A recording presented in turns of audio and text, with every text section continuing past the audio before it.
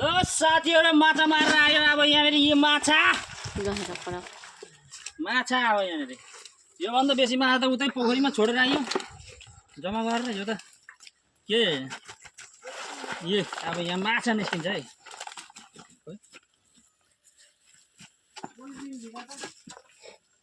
polythene झिक्छ हैन ये माछा साल माछा कति लामो रहेछ बाफ तिग्रा तिग्रा लामो छ बा कति 1.5 फुट लामो साल माछा यो चाहिँ बिहुको है बिहुमा अब खाने हामी त्यो अन गर्छ कसमा जोखेर हाल्नु पर्दैन अनि परबाट क्यामेरा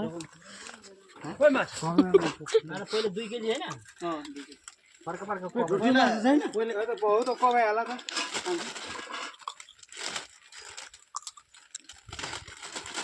चलो यहाँ अर्डर छ पहिले साइड